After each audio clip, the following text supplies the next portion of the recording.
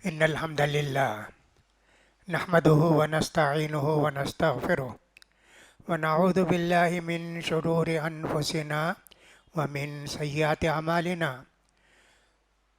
من يهده الله فلا مضل له ومن يضلل فلا هادي له، وأشهد أن لا إله إلا الله وحده لا شريك له، وأشهد أن محمدا عبده ورسوله.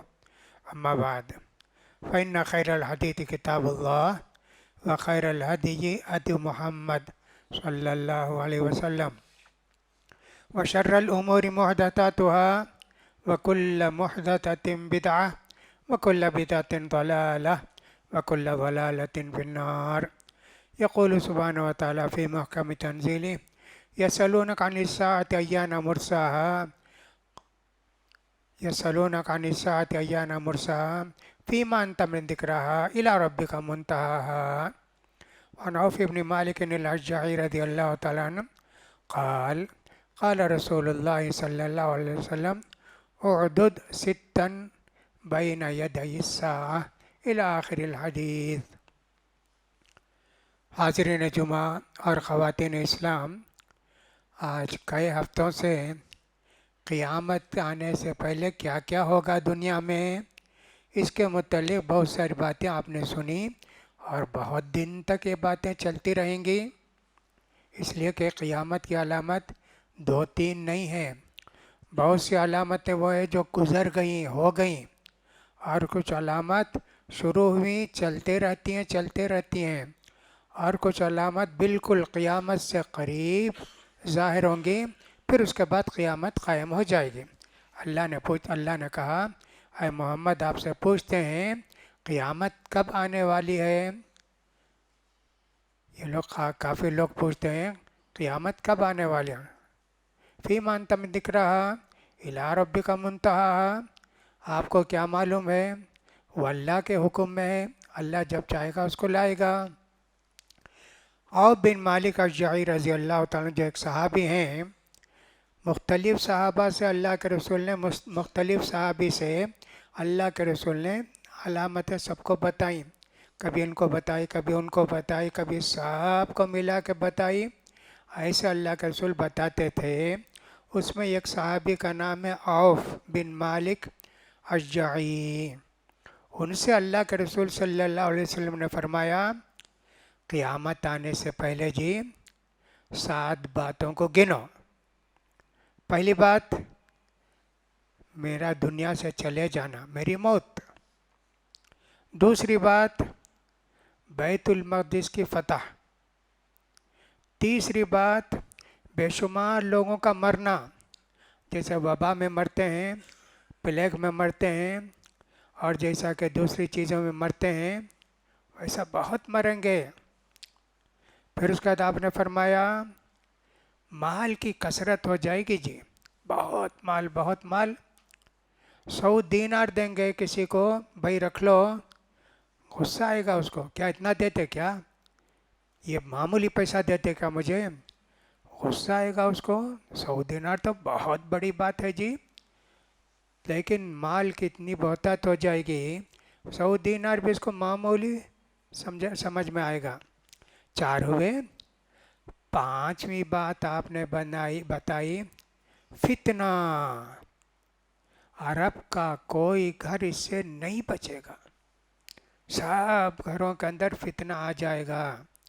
فتنہ ایسی حالت ہے آدمی کو سمجھ میں نہیں آتا، کرنا نہیں کرنا، کیا کرنا سمجھ میں نہیں آتا، اس کو بھی فتنہ ہی کہتے ہیں۔ فتنے بہت ہوئے، کئی فتنے ہوئے، چند فتنوں کا ذکر ہم نے کیا، اب اور چند فتنوں کا ذکر کرتے ہیں۔ حضرت عمر رضی اللہ تعالیٰ نے ایک مرتبہ حضرت حذیفہ سے پوچھا کہ دیکھو جی، اللہ کے رسول جو فتنے بتائے ہیں کس کو معلوم جی؟ صحابہ بیٹھے تھے، سب خاموش تھے، پھر بھی پوچھا حضرت عمر نے۔ حضرت حذیفہ نے کہا میں جانتا ہوں۔ کہا بولو جی، ہاں تم بڑے بہادر ہو، بڑی جری ہو، بتاؤ۔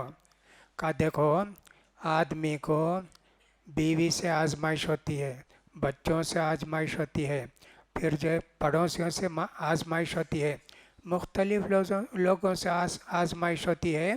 लेकिन आदमी नमाज पढ़ता है, रोज़ा रखता है, नेकी के काम हैं, ये सब चीज़ें माफ़ हो जाती हैं। कभी बीवी को सताया, कभी बच्चे को सताया, कभी पड़ोसी को सताया, कभी ऐसा, तो ऐसा माफ़ हो जाता है। कहा नहीं जी, ये फितना नहीं, ये तो मैं भी जानता हूँ। ऐसा फितना कि शुरू हो तो ख़त्म नहीं होता, वैसा फितना। कहा कि ठीक है अमीरुल मोमिनीन, लेकिन आपको उसकी फ़िक्र क्यों है? जब तक आप हैं फितने सर नहीं उठाएंगे, लेकिन आपके बाद वो फितने सर उठाएंगे। कहा अच्छा, इसलिए कि आप एक दरवाज़ा हैं, फितने इधर हैं, आप इधर हैं, फितने अंदर आ नहीं सकते। तो कहा अच्छा जी, दरवाज़ा, वो दरवाज़ा खुलेगा, तोड़ा जाएगा? कहा कि तोड़ा जाएगा। कहा जब तो नहीं बनेगा वो दरवाज़ा फिर, इतना बताए। लोगों ने पूछा हज़रत हुज़ैफ़ा से, मालूम था कि हज़रत उमर को दरवाज़ा वही है हज़रत उमर? कहा हाँ जी, अच्छी तरह मालूम था उनको। हज़रत उमर रज़ी अल्लाह ताला अन्हु के ज़माने में कोई फितना सर नहीं उठाया। हज़रत अबू बकर सिद्दीक़ के ज़माने में एक फितना उठा, फिर ख़त्म हो गया वो। मुद्दईयान नबुव्वत, कितने लोग जी, मैं नबी, अल्लाह के रसूल के बाद मैं नबी। कोई औरत भी बोली मैं नबी। एक मुसैलमा कज़्ज़ाब था, वो बड़ा आदमी था, अल्लाह के रसूल के ज़माने में खुद आकर बोला अल्लाह के रसूल, मैं भी, मेरी कौम के पूरे लोग मुसलमान हो जाते, एक शर्त है। कहा क्या है जी? आपके बाद मैं नबी। कहा कि साहब जालिम आदमी है, ये अल्लाह के हाथ में है कि मेरे हाथ में है जी? मेरे बाद कोई नबी नहीं है। ऐसा अल्लाह के रसूल ने उसको डांट के छोड़ दिया। लेकिन उसके दिल में बात थी कि अल्लाह के रसूल के बाद मैं ही नबी बनूंगा। उसने भी मुसैलमा कद्दाब, असवद अनसी और सजा बिनत खुवैलिद, कितने लोग जी सब नबूवत का दावा किए। अल्लाह के रसूल ने बता दिया था मेरे बाद क़यामत तक 30 झूठे नबी पैदा होंगे, एक नहीं दो नहीं 30। हालांकि 300 पैदा हुए, उससे ज़्यादा पैदा हुए होंगे, लेकिन बड़े, जिनका बहुत वज़न होगा, जिनको मुश्किल से हटाना होगा। जैसे हमारे यहाँ भी पंजाब के अंदर एक आदमी पैदा हुआ, उसका नाम था मिर्ज़ा ग़ुलाम अहमद कादियानी। कादियानी एक बस्ती का नाम है पंजाब में, वो मिर्ज़ा ग़ुलाम अहमद कादियानी। वो भी पहले तो बोला कि मैं, अल्लाह ताला मुझे इस्लाह के ज़िम्मेदारी दिया है, नेकी को फैलाओ, बुराई को मिटाओ, मैं उसके लिए आया हूँ। उसका किताब वगैरह लिखा। फिर उसका बोलने लगा अल्लाह ने मुझे हुक्म दिया है कि मैं जो है दावत को फैलाऊं, लोगों में फैलाऊं, आम करूं, और मेरे दिल में अल्लाह ताला सही बातें डालते रहता है, उसको इल्हाम बोलते हैं, मैं मुल्हम हूँ बोला।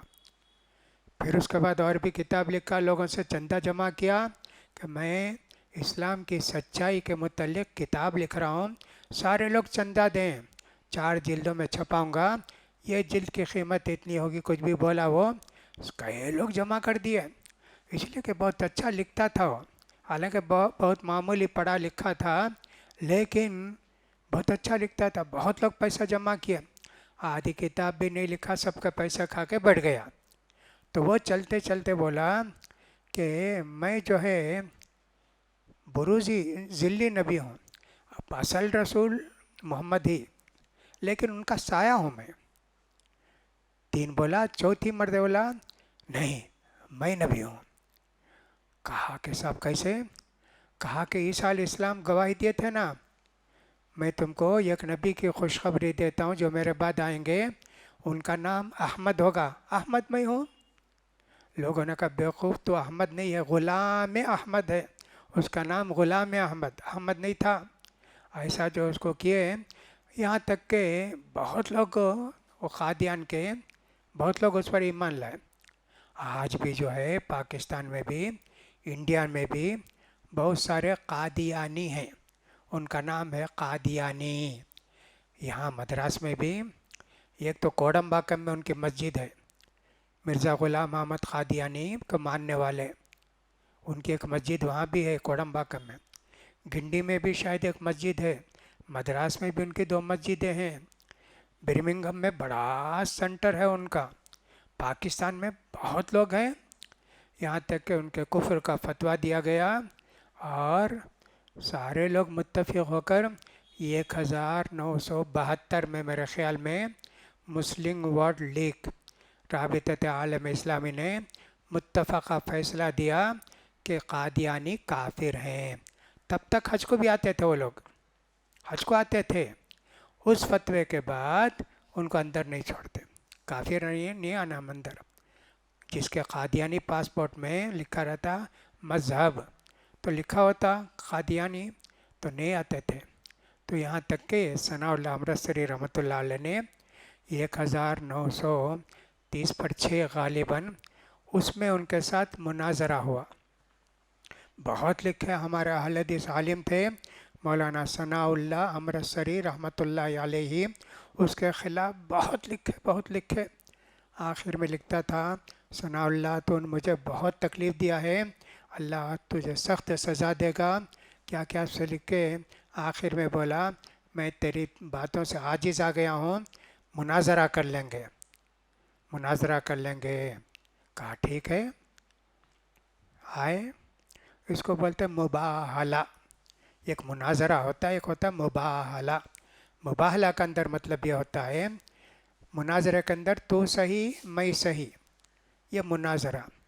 मुबाहला के अंदर तू अगर सच्चा है तेरी ज़िंदगी में मैं मर जाऊंगा, मैं सच्चा हूँ तो मेरी ज़िंदगी में तू मर जाएगा, इसको मुबाहला बोलते हैं।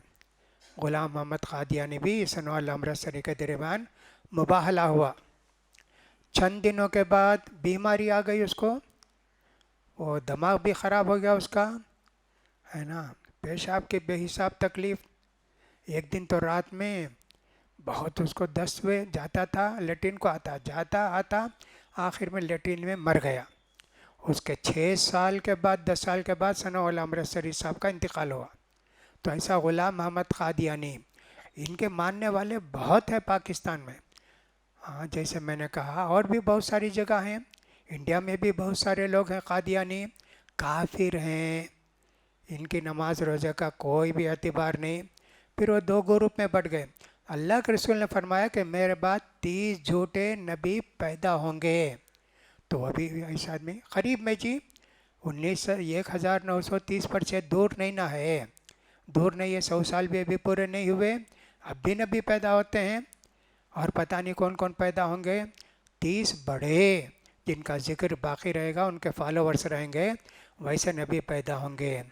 तो ऐसे अल्लाह के रसूल सल्लल्लाहु अलैहि वसल्लम ने बताया था। फितने फितने कहा कि बहुत फितने होंगे जी, अरब का कोई घर उस फितने से खाली नहीं होगा, ये फरमाया अल्लाह के रसूल ने।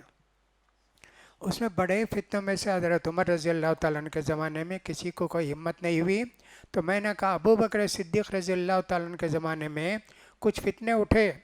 कुछ लोगों ने कहा हम ज़कात नहीं देंगे, अल्लाह के रसूल थे ज़कात देते थे, अल्लाह के रसूल दुआ करते थे, अब अल्लाह के रसूल तो नहीं हैं इसलिए हम ज़कात नहीं देंगे।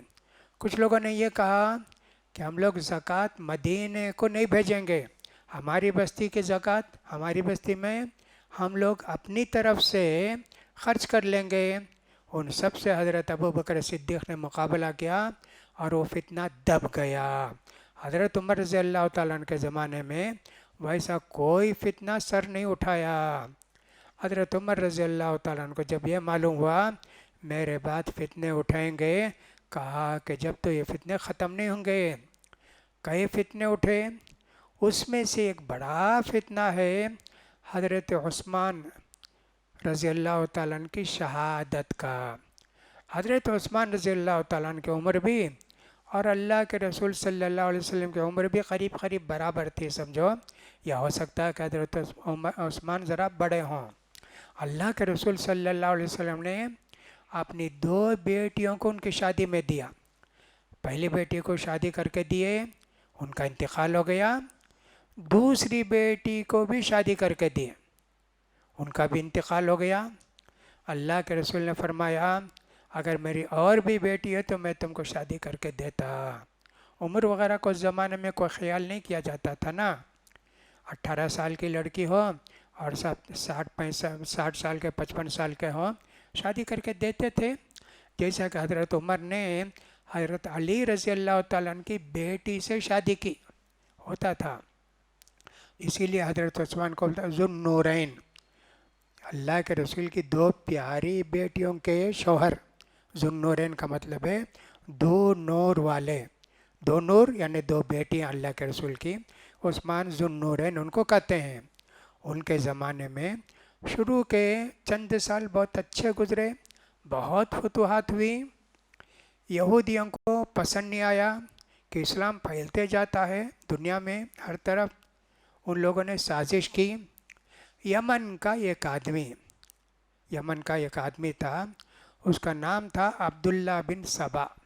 عبداللہ بن سبا اس کو بولتے تھے ابن السودا، اس کا ٹائٹل تھا کالی کا بیٹا۔ ابن السودا کا مطلب ہے کالی کا بیٹا۔ اس کی ماں بڑی کالی تھی۔ حضرت عثمان رضی اللہ تعالیٰ عنہ کے زمانے میں مسلمان ہوا، وہ دل میں اسلام نہیں تھا، زبان پر اسلام تھا۔ حضرت عثمان کے خلاف بہت بولتا تھا، ادھر ادھر یہاں وہاں۔ حضرت عثمان رضی اللہ تعالیٰ عنہ کو معلوم ہوا تو حضرت عثمان رضی اللہ تعالیٰ عنہ اس پر کوئی سختی نہیں کی، لیکن مکہ مدینے میں اس کی دال نہیں گلی، کوئی نہیں مانتے تھے، اس کو مارتے تھے تو غلط کہتا ہے، اس لیے مصر کو چلا گیا۔ مصر فتنے فساد کی بستی ہے، وہاں جا کر بولنے لگا دیکھو اللہ نے مجھے بہت باتیں بتائی ہیں، ان میں سے ایک بات یہ ہے کہ اللہ تعالیٰ نے 1000 نبیوں کو بھیجا ہے، اس میں کہ آخری نبی ہیں علی، اس کے بعد ولایت کا سلسلہ ختم ہو گیا، اب اس کے بعد کوئی ولی نہیں آئے گا۔ پھر اس کے بعد حضرت علی کے متعلق کہنے لگا حضرت علی جو ہے نا وہ اللہ ہے، اللہ ہے، حضرت علی کو اللہ کہنے لگا۔ پھر کوفہ میں بصرے میں جا کر بولا دیکھو حضرت علی کا حق، اللہ کے رسول کے بعد ان کے خاندان کے کوئی آدمی رہنا حکومت میں، ابو بکر ظالم حکومت چھین لیے، عمر ایک ظالم حکومت چھین لیے، اب عثمان ہے، ان کو ہٹائے تو ہی حضرت علی کو کسی طرح ہم لوگ خلیفہ بنانا ہے۔ ایسا لوگوں کو جمع کرنے لگا، بیوقوف قسم کے لوگ اس کی بات بھی ماننے لگے۔ اہل بیت کی، اللہ کے رسول کے خاندان کی بڑی فضیلت بیان کرتا تھا، یہاں تک کہ ایک اچھا گروہ جمع ہو گیا تو کہا چلو جائیں گے ان کو ہٹائیں گے، عثمان رضی اللہ تعالیٰ عنہ کو۔ آپ سوچئے پورے صحابہ بھی باقی ہیں، صحابہ کی بڑی تعداد باقی ہے، اللہ کے رسول کے زمانہ بالکل قریب کا زمانہ ہے، یعنی مطلب یہ ہے کہ اللہ کے رسول کے انتقال کے بھی 25-30 سال ہی گزرے ہیں۔ اس میں کیا کیا ہوا جی؟ یہ سارے لوگ آئے، حج کا زمانہ تھا، اکثر صحابہ حج کو گئے، سارے لوگ جمع ہو گئے جی، جمع ہو کے کہا حضرت عثمان سے تم خلافت سے ہٹو۔ کہا کیوں؟ کہا کہ ہاں علی ہی خلافت کے مستحق ہیں۔ کہا نہیں، مسلمانوں نے مجھے خلیفہ بنایا ہے، مجھے انتخاب کیا ہے، میں نہیں ہٹوں گا۔ اس کا کہنے لگے تم یہ غلطی کرے، تم یہ غلطی کرے، تم یہ غلطی کرے۔ حضرت عثمان سب کا جواب دیے، یہاں تک کہ سب لوگوں کو سمجھ میں آ گیا نہیں بھئی ٹھیک کہتے ہیں، چلو جی جائیں گے واپس۔ مدینے سے ذرا دور گئے، رات میں جمع ہو کر گئے، ہم لوگ بیوقوف ہیں نا، ہمارا مقصد کیا تھا؟ ان کو ہٹانا تھا، ان کی بات صحیح ہے غلط ہے ہم کو اس سے مطلب نہیں نا، چلو جی دوبارہ جائیں۔ پھر دوبارہ آئے پورے لوگ، اس وقت صحابہ سب حج کو گئے ہوئے تھے، آ کے حضرت عمر کے، حضرت عثمان کے گھر کی گھیرا بندی کر لی، دروازہ بند، نماز کو نہیں آنا، باہر نہیں نکلنا۔ اللہ اکبر! صحابہ، حضرت عثمان نے کہہ دیا خبردار ان سے لڑ کر مدینے کی زمین کو خون بہا کر ناپاک نہیں کرنا ہے۔ اکثر صحابہ حج کو بھی گئے ہوئے تھے، بہت دن حضرت عثمان کو ایسا پریشان کیے، کھانا نہیں، پانی نہیں، نماز کو نہیں نکل سکتے۔ لوگوں نے کہا، صحابہ نے عثمان سے، دیکھو یہ لوگ نماز ان کا امام پڑھاتا ہے، ان کے پیچھے نماز پڑھیں؟ کہا پڑھو جی، نماز اچھی چیز ہے، وہ پڑھاتے ہیں تو پڑھو۔ حضرت عثمان نے اسے کہہ دیا۔ بعض روایتوں سے معلوم ہوتا ہے حضرت علی رضی اللہ تعالیٰ نے اپنے بیٹوں کو بھی حکم دیا کہ جاؤ عثمان کو پانی پہنچاؤ، کبھی پانی پہنچائے اور کبھی دروازے پر کھڑے ہو کر ان کی حفاظت کرتے تھے۔ کئی دن گزرے جی، کھانا پانی ایک دم بند کر دیا۔ حضرت عثمان رضی اللہ تعالیٰ پوچھتے اپنی بیوی سے، نائلہ ان کا نام تھا، کچھ کھانے کے لیے ہے؟ کہا کچھ بھی نہیں ہے۔ پینے کے لیے کچھ ہے پانی؟ کہا کچھ بھی نہیں۔ حضرت عثمان بولتے چلو میں روزہ رکھ لیتا ہوں۔ روزہ رکھ لیتے، شام کو پہنچے، صبح کو پہنچے تھے، ایک دانہ پانی اندر جانے نہیں دیے۔ کیسی تکلیف جی، کیسا فتنہ، کتنا بڑا فتنہ ہوگا۔ پھر اس کے بعد ایسا ہوا، رات کے وقت دیوار پھان کے گئے، یہ پوری اسی کی سازش تھی جس کو عبداللہ بن سبا کہتے ہیں، اسی نے ان سب کو جمع کیا تھا۔ دیوار پھان کے حضرت عثمان رضی اللہ تعالیٰ عنہ کو شہید کر دیے۔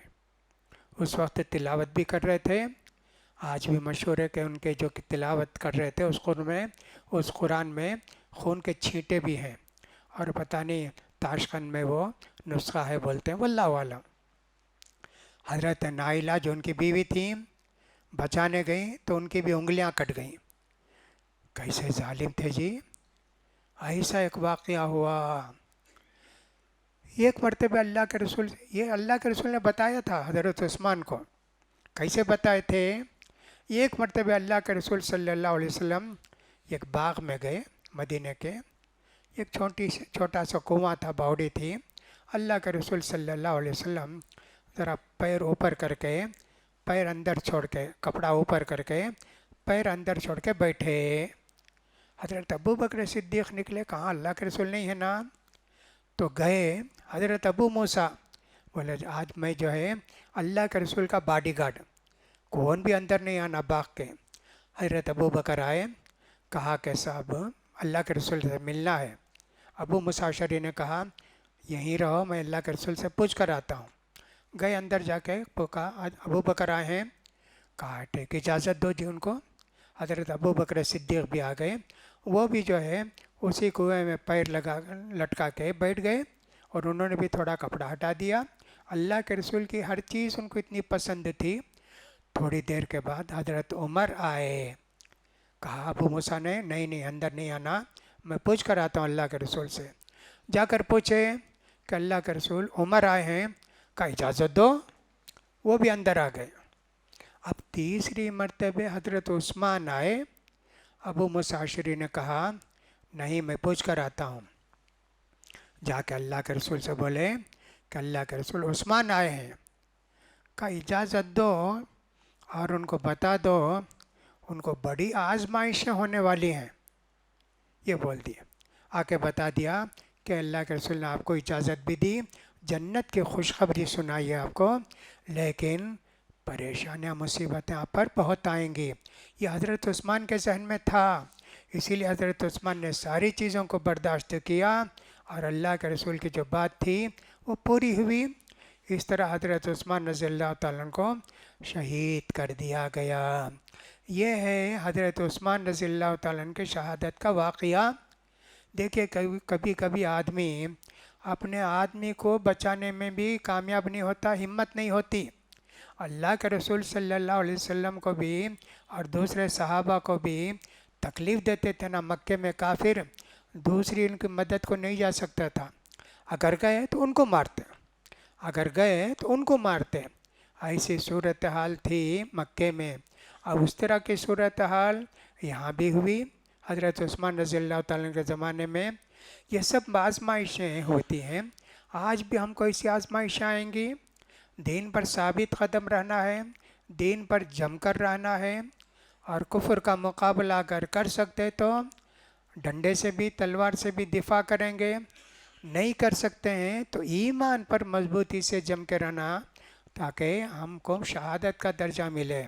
یہ حضرت عثمان کی شہادت کا واقعہ تھا کہ قیامت سے پہلے فتنے عرب کے ہر گھر میں آئیں گے۔ اس کے بعد کیا کیا ہوا؟ حضرت علی کے درمیان، حضرت معاویہ کے درمیان، حضرت طلحہ کے درمیان، حضرت زبیر بن عوام کے درمیان، حضرت عائشہ کے درمیان کیا سب اختلافات ہوئے، کیسی لڑائیاں ہوئی، کیسے بڑے بڑے صحابہ جن کو اللہ کے رسول نے خوشخبری سنائی تھی جنت کی، وہ سب اس آزمائش میں آ گئے حضرت عثمان کی شہادت کے بعد۔ انشاءاللہ ان کو بھی بیان کرنے کی کوشش کریں گے۔ کہنے کا مطلب یہ ہے قیامت آنے سے پہلے کیا کیا ہوگا، اللہ کے رسول نے بہت ساری باتیں بتا دی ہیں، ان پر ایمان لانا ضروری ہے۔ اور جب اس طرح کی آزمائش آئے فوراً کہنا چاہیے دیکھو اللہ کے رسول نے ہم کو بتایا نہ ہے نا کہ آزمائشیں آئیں گی، آزمائشیں ہیں جی، ہم کو چاہیے کہ صبر کریں۔ ایک مرتبہ اللہ کے رسول صلی اللہ علیہ وسلم نے فرمایا قیامت کے قریب جی دین پر عمل کرنا اتنا مشکل ہو جائے گا جیسے ہاتھ میں انگارہ لینا، ہاتھ میں انگارہ لینے سے پورا ہاتھ جل جائے گا، جھلس جائے گا، آبلے آ جائیں گے نا، اتنا مشکل ہو جائے گا دین پر عمل کرنا۔ ویسے آج کل بھی ہوتا ہے نا، بہت ساری جگہوں میں نماز پڑھنے کے لیے جگہ نہیں جی، نماز نہیں پڑھ سکتے، کہاں پڑھیں گے؟ گھر میں پڑھو۔ بعض جگہ مسجدوں میں بھی مسجدیں گرائی گئیں، نہیں یہ سب مسجدیں نہیں ہیں، یہاں صرف مندر رہنا ہے، مسجد نہیں رہنا ہے۔ جیسا کہ میوات میں ہوا، نوح میں ہوا ہے نا، ہریانہ کے ان علاقوں میں ہوا نا، اتنی سب تکلیفیں جی، ایسی سب پریشانیاں۔ 20 کلومیٹر تک نوح کے اندر کتنے گھر گرائے گئے، کتنی مسجدیں گرائی گئیں۔ یہ سب آزمائشیں آئیں گی، اللہ کے رسول نے ہم کو بتایا ہے، اس لیے ہم کو پریشان ہونے کے بجائے اللہ سے دعا کرتے رہنا چاہیے، اللہ ہم کو دنیا کے فتنے سے بچا، آخرت کے عذاب سے بچا، یہ دعا ہم کو کرتے رہنا چاہیے۔ اللہ سے دعا ہے کہ اللہ تعالیٰ آزمائش میں ہم سب مرد ہوں کہ عورت ہوں ثابت قدم رکھے، ہمارے ایمان کو بچائے، آزمائش میں بچائے، اللہ تعالیٰ ہمارے ایمان کو پائیدار اور مستحکم رکھے۔ اقول قولی ھذا واستغفر اللہ لی ولکم ولسائر المسلمین فاستغفروہ انہ هو الغفور الرحیم۔